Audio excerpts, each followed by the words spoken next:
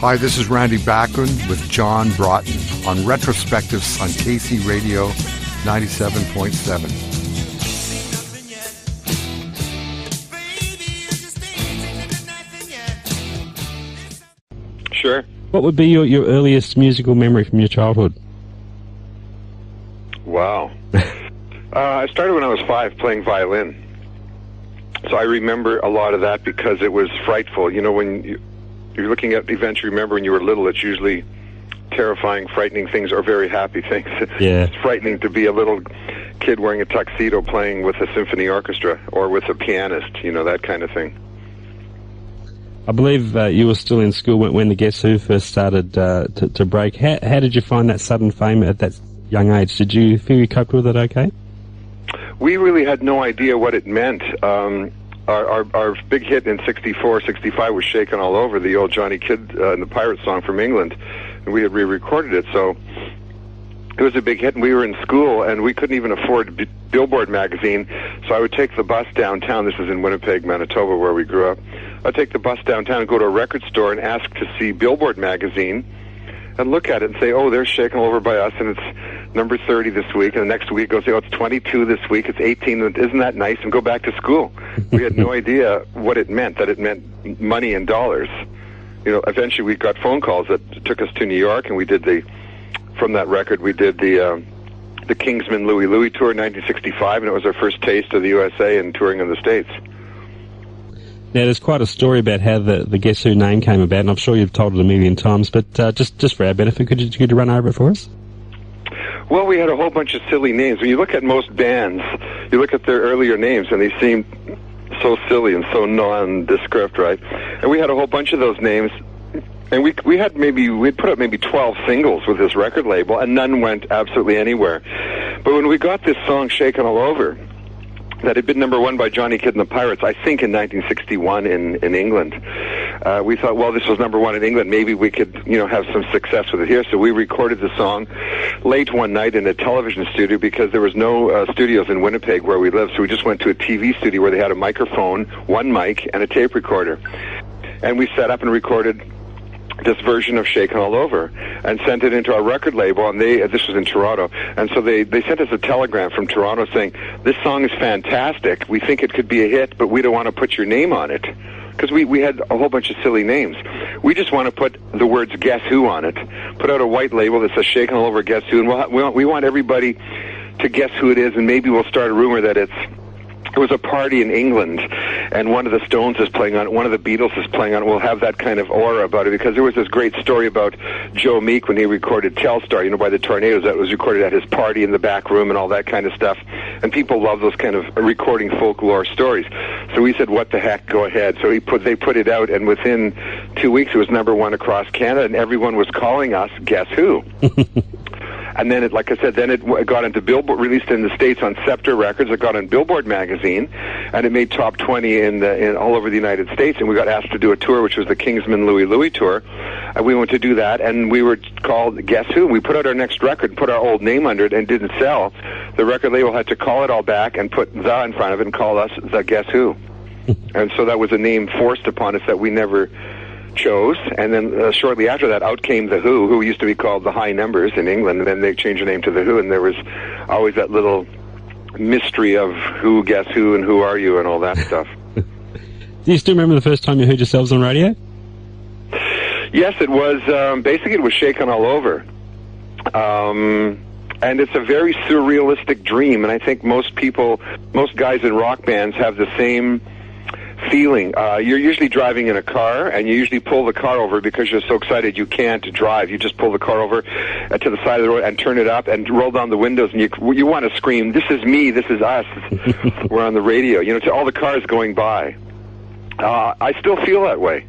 If I go to London, England, and or L.A. or anything like that, or Sweden, or somewhere in my travels, and I rent a car, or I'm in the hotel room, in the taxi, and you turn on the radio, and one of my songs comes on, I still have that teenage urge of rolling down the window saying, hey, this is me, and you see somebody banging the dash or the steering wheel in the car next to you, singing along, and it's just a surreal, amazing thing. That's lovely. When Burton Cummings came into the band, how did the songwriting partnership between the two of you work? Was there a set procedure that you went about? Yes, we basically wrote on our own, and we were both good at writing halves of songs. And so I would bring a song to him that was like really a good intro or a good verse, and then my whole chorus would fall apart. And then I'd find a song of his, he'd play me one of his songs where it had a whole bunch of weak pieces and then a really strong piece. And so we would take each other's strengths and put them together and then modify to make one the verse and the really stronger one would be the chorus. So we wrote a lot that way, where we basically got together, auditioned each other's songs or ideas, and we did this every Saturday morning for years. You know, we were both in school. We'd normally do our gigs Friday night. Saturday morning we'd go over to his grandmother's house, old Irish lady, Granny Kirkpatrick, who always made us cookies, baked them on Saturday morning, and we would sit there and sip 7-Up and eat cookies at his piano and play each other little parts of songs, and basically tried to copy Brian Wilson and Lennon and McCartney and Jagger and Richards and Bacharach David, all the really great songwriters of the 60s, and we wanted to be like them and create songs that were on the radio, but not just on the radio, but forever on the radio, you know, that would be around years and years and years after. And we didn't know it at the time, but we can look back now and say, yes, we were successful. We did do that.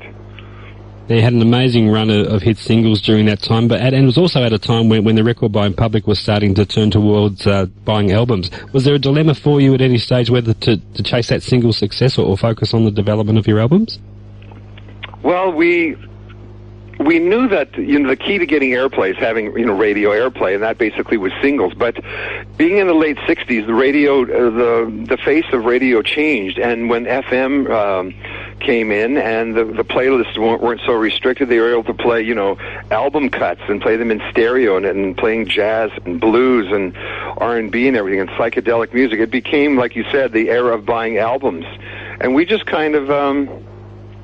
I guess we kind of evolved with the times, because by the time we hit the American Woman album and single, which were number one in 1970 in Billboard and I guess throughout the world, that was a pretty respectable album. You know, we had suites there with 2 or 3 songs put together. We had long jams. We had kind of poetry being recited to kind of acid guitar chords, jazz chords underneath, and then we had our hits in there. So we really got into the album thing. And then when I left the Guess Who and started Bachman-Turner Overdrive, it really was album era. And I remember the legendary stories of Led Zeppelin putting out their albums and never wanting a single put out. And if you want to hear the song, you buy the album and play it. And we were that way with the first BTO album. Didn't really have a single. Every song was like 4.5 or 5 minutes long, too long to get played on radio, which soon changed because our record label called us and said, wow, you're selling 1 million albums. How'd you like to sell 3 million albums? And we said, how do you do that? And they said, write some hit singles. You know how to do that. You wrote them for the Guess Who, write some for BTO. And so I started writing hit singles, and out of that came Let It Ride and Taking Care of Business and You Ain't Seen Nothing Yet. And then we did start to sell 3 and 4 million copies of each album. Out of the Guess Who catalogue, can you define what would be your proudest moment through that time? Well, I think it might be the song She's Come Undone. Yeah. I wrote that myself. You know, that was a piece of a song that I took to Burton Cummings, and he said, there's nothing I can add to this. You know, it's a perfect song. It's fantastic. Take away some of the verses. I had written 10 or 12 verses, and take away some of the verses, pick 3, and I'll sing it, and we'll see what happens.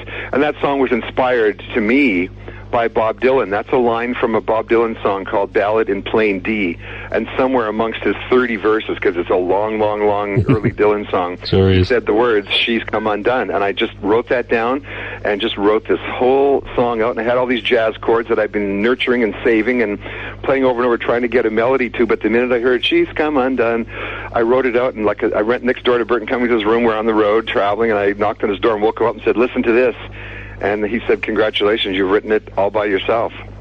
That kind of was his first jazz pop single that really made the, you know, top 40 radio, that really made the pop charts. And that was, you know, pretty much in 1968.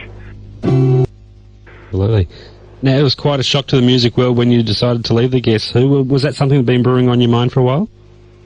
It was. At that time, I had been with the band 10 years. I started with them in 1960, and that was 1970, and we had all our hit records. We had all changed as people. We weren't the little innocent teenage kids anymore. Some guys were married. I was married with children. My son Tal, who had a hit record a couple of years ago, She's So High, he was born. The other guys were single in the band. Some guys drank and did drugs. I didn't drink or smoke or do drugs, and we just were like totally different people. And it was time to leave. Did you have a pretty clear idea straight away the career direction you wanted to take next? No, basically I had a medical problem, so I went into the hospital and I recouped. I had a gallbladder problem, which is totally unbelievably painful if anyone out there has had gallbladder or kidney stones. This was happening to me on the road. So this is what basically prompted me to leave, plus the other reasons I just told you. So when I was under doctor's care for a couple of months and healed and everything was fine, I found myself very, very bored. But having left the Guess Who when they were the #1 band, I tried to start a band and nobody would join my band. I had pretty much been blacklisted as a musician, like this guy left the Guess Who when they were #1 and how dare he. And literally nobody would play with me in a band. So I went to my 3 younger brothers and an old friend named Fred Turner, C.F. Turner, and said, you just want to play together? I want to go into the studio. So my brothers were still in school, and I'm talking, grade 10, grade 9, grade 10. And just play like you play around the house. And they were terrified. Took him into the studio and said, just play like Ringo Starr, play this like Charlie Watts, or play this like Keith Moon, or play this like John Bonham, giving them a drummer that was very current at the time. And my brother Rob would play drums that way, and we'd record the records, and suddenly we had a name change and became BTO, Bachman-Turner Overdrive, and bam, had our hit records. And 5 years later, 1975, we had the #1 record and album with the Not Fragile album, and the song You Ain't Seen Nothing Yet was #1 in Billboard. So I had no direction to take. I just thought I wanted to play music. We played live, and when the people sat down and didn't move, we dropped the song. When we played another song and they got up and danced, we kept that song. And we evolved into this rock and roll dance band. We looked at who people were dancing to. They were dancing to Brown Sugar and Jumping Jack Flash and Creedence Clearwater and all that kind of get up and rock music, and that's what we played just to survive, and it was a formula that worked for us. Of course, it began as Brave Belt there for a few years as well. Was that a frustrating time for you? Because the success wasn't really coming when you were known as Brave Belt. Well, it was. Our first name was Brave Belt, which is a name my old friend Neil Young suggested to me, and I wanted to have a band just like Buffalo Springfield, which Neil Young was in at the time, in late 1969, 1970, and have a band that was playing music totally different from the Guess Who. So I didn't do anything pop or anything commercial. We totally went country rock. We had a pedal steel. We sang harmonies like Crosby, Stills, Nash & Young, and sang like Poco and Buffalo Springfield, and nobody was buying it. But it was a chance for me to put a band together, write new music, and produce a band for the first time. And so suddenly I was the producer, because nobody would work us. Nobody would produce us. Nobody would publish our material. I was forced to do it all myself. Consequently, when we changed the name and became BTO, we owned everything. I owned everything. The name of the band, the production company, the publishing company, we owned everything, just from default. And so it turned out financially to be a wonderful thing. Absolutely. I believe you had something like 26 label rejections at one stage. Is that right? We did, and a lot of them are from the same label, because I would read Billboard every week, the magical page called Executive Turntable on who got fired and who was moved to whatever label and who was, being musical chairs shuffling around. And some of them I'd sent to the same label probably 2 or 3 times, 6 months apart. This took like a year and a half of rejections. And even when the label who called us said, we want to sign you, I had this list of rejected letters on beautiful letterhead from Elektra Records and A&M. They had a lot of beautiful butterflies on the letterhead in those days. I had the stack of letters by my phone. So when the phone call came saying, we're playing this tape you sent us and we really like it, and this is Mercury Records calling from Chicago, I flipped through it. Now, this was kind of in late March. I flipped through my rejection letters, which were right by my telephone, and I said, well, I have a rejection letter from you in January the 30th of this year, and this is the same tape. And the guy on the end of the phone said, well, my name is Charlie Fatch. I'm the VP here, and I love this tape. And I was at MEDEM at that time in France, and so-and-so was just in my office, and I told him to clear out the office, so they must have just sent you that rejection letter as to be polite, to say we've listened to your tape and we're passing on it at this time. But I've heard it, and I really like it. So it was the same office of the same guy, but except it was him on the end of the phone. He said, I'm taking this tape to L.A. We're having an A&R meeting this weekend, and the band had broken up that day. Wow. Really amazing. I called the band and said, I've spent $100,000 of my money on this band, keeping everybody on salary and keeping us going, and I've run out of money. I need to pay my mortgage and buy cornflakes for my wife and kids and gas for the car, and this is kind of the end. We're just going to sit around, and if nothing happens, I'll just go to Nashville and be a songwriter. And after I made this phone call, a few hours later, in came this call from Chicago saying, we like the tape, and this was on a Tuesday or Wednesday. We're taking it to L.A., and then I waited and held my breath, and I was turning purple, and the phone call came on Saturday afternoon about 4 o'clock from L.A. saying, I played it for 12 people here. We all love it. You got a record deal. How much have you got into it? And I said, well, I've got like $40,000 in it in studio costs. And they said, well, we'll give you that back, and we'll give you this much, and bang, it was the beginning, and you need to change your name. So we looked for a new name, and there's 3 Bachmans in the band and 1 Turner. We called ourselves Bachman-Turner for a while. That was very confusing because there was bands at the time called Brewer and Shipley and Seals and Crofts, who were like 2 folk guys with mandolins or guitars singing their folk, and we'd show up and they think we were a folk act. We needed something to show. We played heavy, in-your-face, get-up-and-dance rock and roll music, and we saw a truckers magazine called Overdrive, and called the magazine and said, can we call a band this name? And they said, sure, go ahead. So we became Bachman-Turner Overdrive, and BTO was our logo and symbol, and from that point on, we just got into overdrive gear and just toured all over the States and drove up the charts. You came up with something of an anthem for the working class with Taking Care of Business, but I believe that wasn't the original intent of the song. No, the song was started in 1967. I was trying to copy the Beatles' Paperback Writer, and I wrote a song called White Collar Worker, and that was about an recording engineer who had a white collar and dressed like George Martin, in the studios with the Beatles. They wore a white shirt and a tie and a tweed jacket. We're engineers now. You can't tell them apart from the musicians. In those days, engineers wore these clinical-looking garments, these robes, these smocks and stuff like that, and tweed jackets and stuff. So I wrote this song called White Collar Worker. But when I played it for Burton Cummings at one of our play sessions, the song was really good. The lyrics were exactly the same.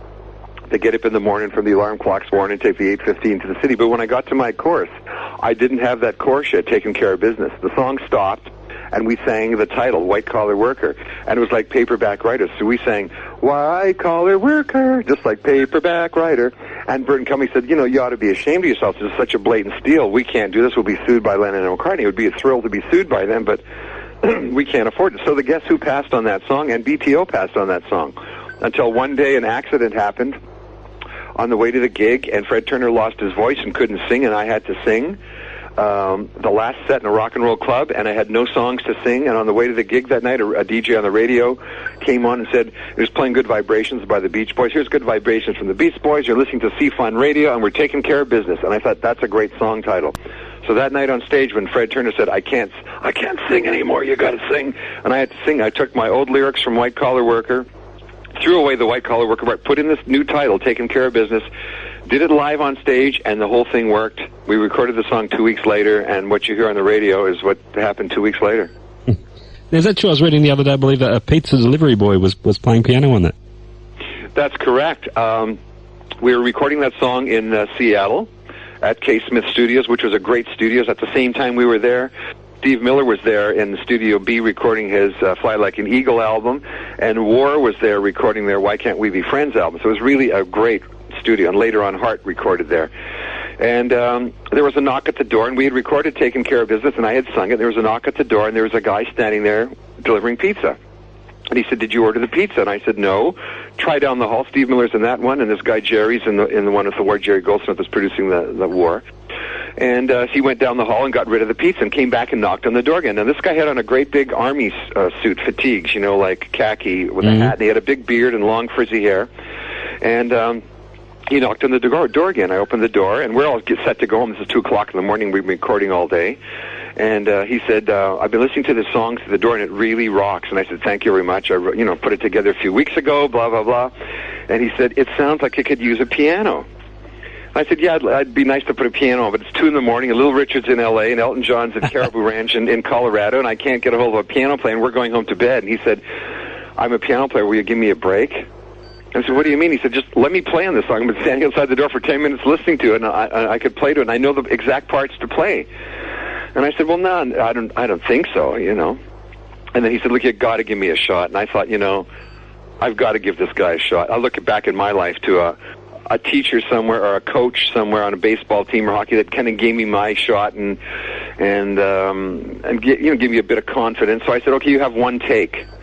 And we threw a mic in the piano. It wasn't even set up or tuned. We just threw a mic in the piano because we were not a piano band. It was 2 guitars, bass, and drums. threw a mic in the piano and said, do your take, and he played it once, and we all went home. And when the head of our label, Charlie, the guy who had made the phone call, called me and flew in to hear the album, I told the engineer, do not play the piano, because I hadn't even heard it back. I said, just play the album the way it is and leave the piano track off. And as he was playing the song, halfway through Taking Care of Business, the engineer's his hand went over and he lifted up the piano fader volume, the volume on the piano, and in came the piano, and this guy, Charlie, the head of our label, said, that's incredible, BTO with a piano? That's really great. That'll get on the radio for sure, because the only thing that had piano at that time was Elton John. Everything else was like guitar, bass, and drums. He said, boy, you'll get some of Elton John's airplay. That's really great. Who played the piano? And I said, a pizza guy. And he said, no, seriously, who played piano? I said, seriously, I don't know. The guy came here last night delivering pizza. He played piano. He went home. I don't know who he was. He said, well, you got to find this guy. I want the piano on the record. And so we had to go down the hall to Steve Miller and Warren and say, where did you order pizza from last night? And they had forgotten. So we had to get the yellow pages and go through them and phone a whole bunch of pizza places and say, do you have a delivery boy that looks like Fidel Castro? Because this guy was tall with a big frizzy beard and frizzy hair and wore these army fatigues, and that's the only way I could describe this guy. And finally we got a pizza place, an Italian pizza place, that said, yes, we do have this guy. And I said, can you tell me his name and can we put me in touch with him? And they said, no, we can't give out information on our employees. And I said, I've got to see him again. How can I get a hold of him? They said, do you want to order a pizza? I said, sure. Send me a pizza if you'll bring it. So he brought a pizza. We met him. His name was Norman Durkee, and we got him to join the union and paid him double scale to play on that record. And that's the piano you hear on Taking Care of Business to this day. That's a great story. Do you know what became of him? Yes, he went on, and apparently he became Bette Midler's music director on her first North American tour. And I was playing in 1995 as a member of Ringo Starr's All-Star Band, and when we played in Los Angeles at the Greek Theater and at the Hollywood Bowl, we found out this guy, his name is Norman Durkee. We found out he was the rehearsal pianist for the L.A. Philharmonic and the L.A. Symphony, both at the Greek Theater and the Hollywood Bowl. And now he's back in Seattle. Fantastic. There was a real live feel to the recordings of BTO. Was that something you always gave importance to, keeping the sound as spontaneous as possible?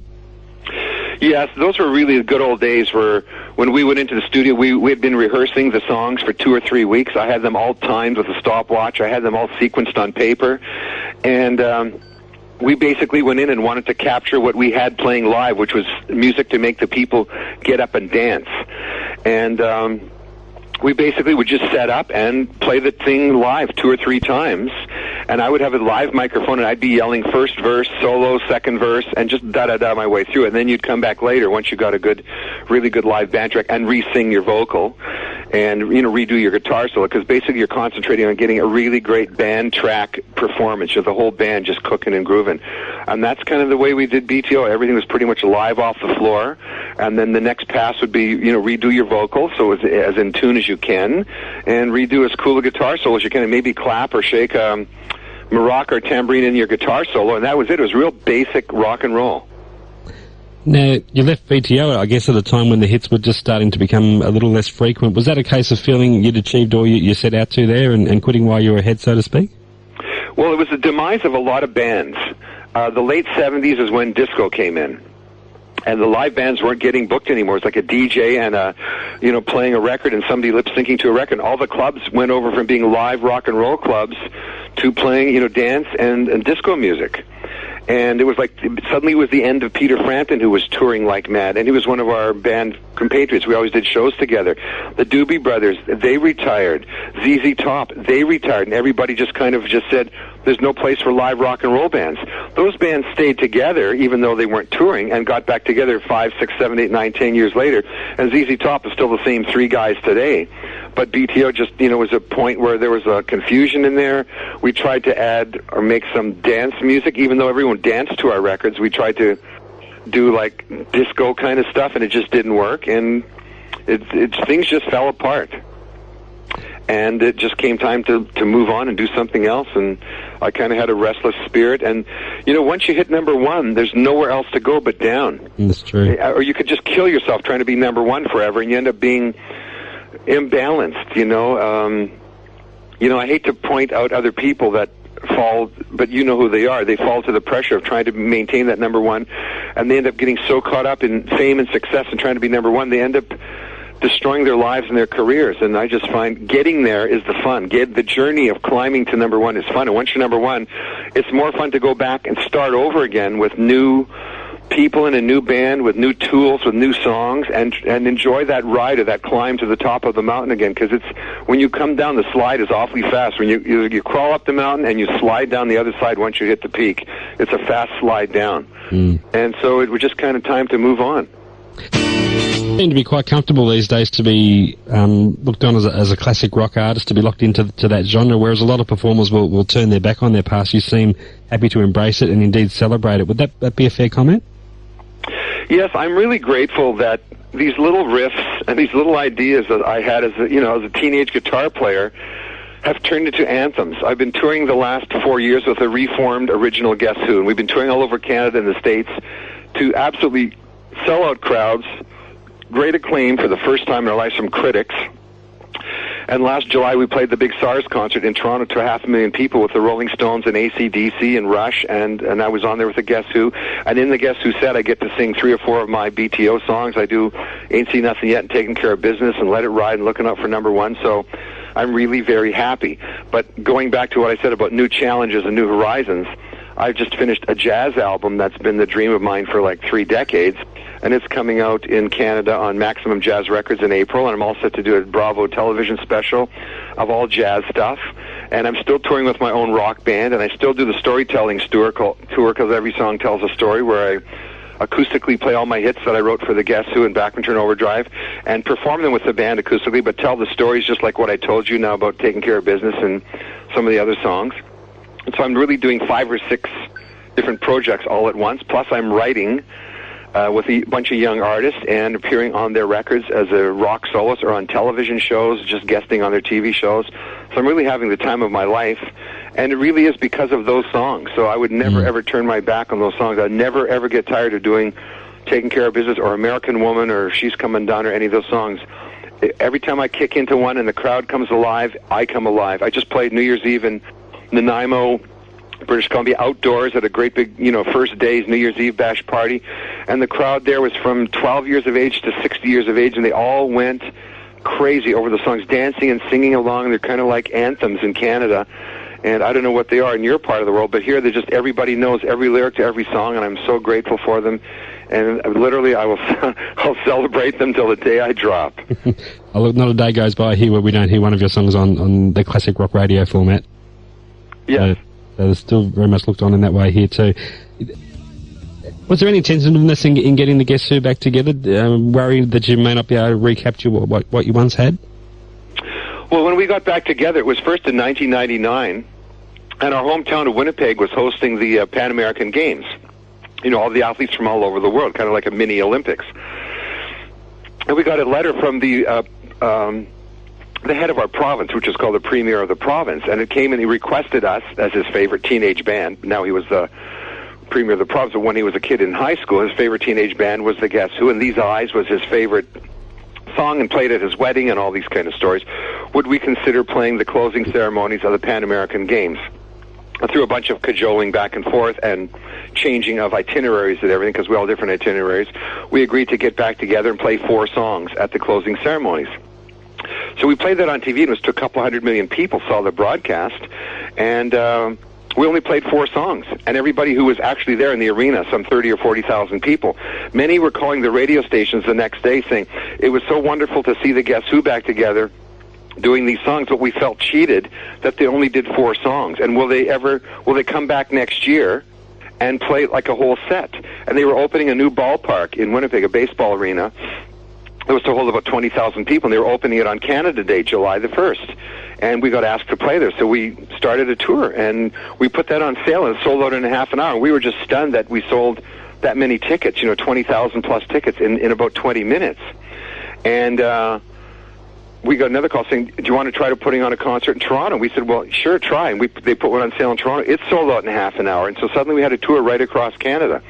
And we toured Canada in the year 2000, then we toured in 2001, and we toured in 2002, and now we're looking at gigs for this year again.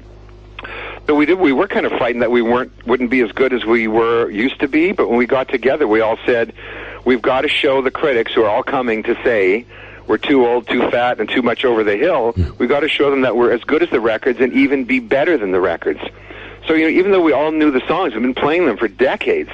We rehearsed 12 hours a day for 2.5 to 3 months.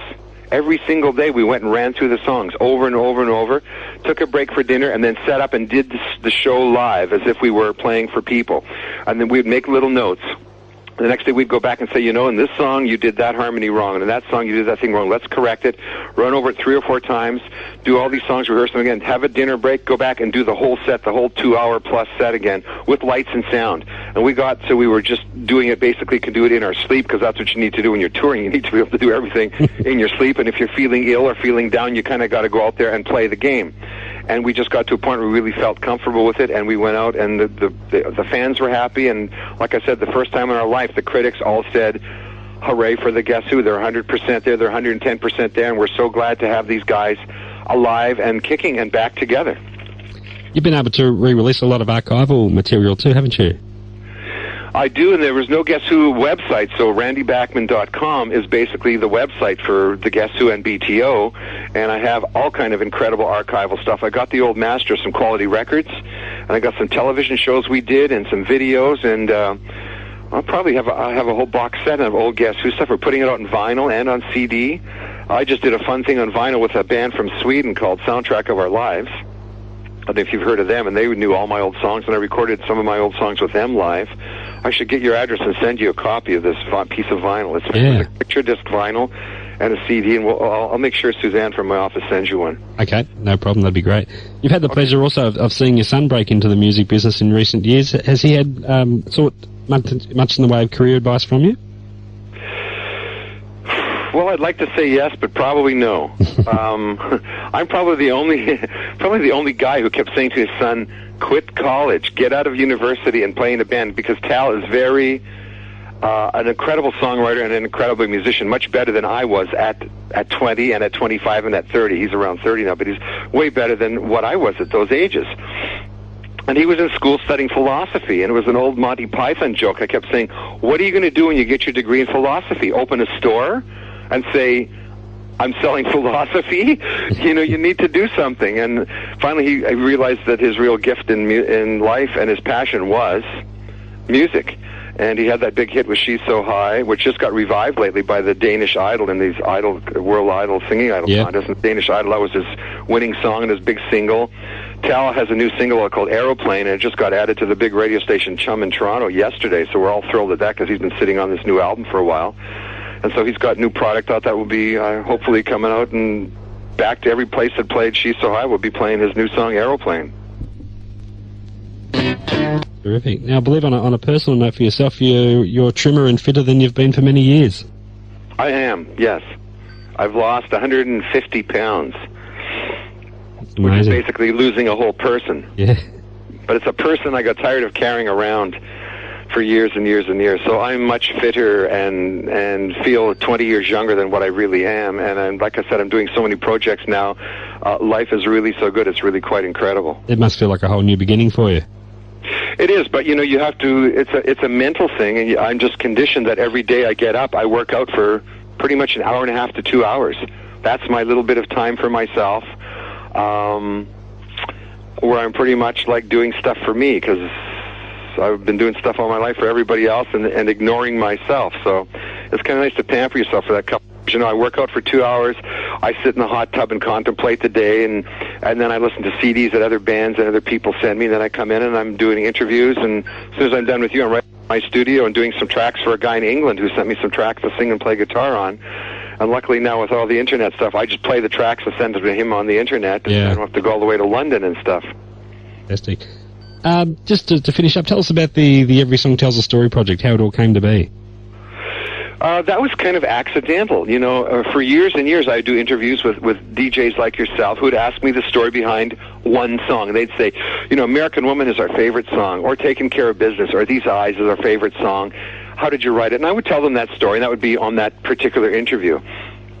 And I got asked to do a show in Canada for the Canadian Cancer Society at a great big golf country club where everyone was going to dress up in tuxedos and gowns and have a silent auction where they're auctioning like Harley Davidsons, you know, and Corvettes, like a big high-end auction to raise hundreds of thousands of dollars for the Cancer Society. And they chose me as an entertainer. And so the lady in charge called me and said, everybody wants you to play because they all love this classic rock music that you play. But it's a special dinner with chefs flown in from Germany and France and everything, and we don't want you to come and blow the plates off the dinner plates off the table. Can you just play your songs acoustically and maybe tell some of the stories behind it? So I went and did that evening, and we raised hundreds and hundreds of thousands of dollars for the Cancer Society. But everybody came up to me later for autographs saying that evening was magical. We knew all the songs, we knew all the lyrics, but to hear the stories on where you were when you wrote them and how you wrote them, it made the songs have so much more meaning, and you've got to put this down on tape or record so we can buy it. And I thought, ding, great idea. So we rented a place at the old Vancouver East Cultural Center, which is a really cool old place with wooden seats, just like the old Fillmore they had in San Francisco, and ran 2 nights there with 6 cameras, and where I went and told these stories, and we filmed it for DVD, so it's a DVD and CD out, and it's basically me and my band acoustically, you know, it rocks a little, telling the stories behind the songs. And I've toured this all year long, and we're selling a lot of product on the internet. And I just got asked for January of 2005 to resurrect, again, the Every Song Tells a Story tour and take it all through Ontario. The theaters I did this past spring were so sold out and such a great response from the people, they just want me to come back and do it again. So there's no shelf life on this. As long as the people know the songs and they're getting played on classic radio, I'm happy to go there and tell do this song in this format. Absolutely. Look, I'm sure it's a show you could take all around the world. Do you have a copy of that? I do, actually. I was listening to it just about an hour ago. Oh, good. But do you have the DVD? No, I don't have the DVD, no. We'll send you the DVD because it's twice as long. Oh, is it really? On a CD you can only get like 68 minutes or 72 minutes. The DVD is 95 minutes long, you know, with visuals and everything. And on the back of the DVD is Neil Young is there, and I had a song called Prairie Town that Neil Young and Margot Timmons from the Cowboy Junkies joined me on. So there's some hidden videos on the DVD, so I'll make sure we send you out one. Oh, that'd be excellent. Randy, thanks so much for being so generous with your time this morning. It's been an absolute pleasure to speak with you. You're welcome, and hi to everybody in Australia, and thank you for playing the records. And maybe I'll come there and tour someday. Give me a call back. I'd love to come there. Oh, that'd be fantastic. We'd love to see you. It'd be terrific. All right. Okay, all the best for 2004. Thank you. And take care. Thank you. Bye. Bye-bye.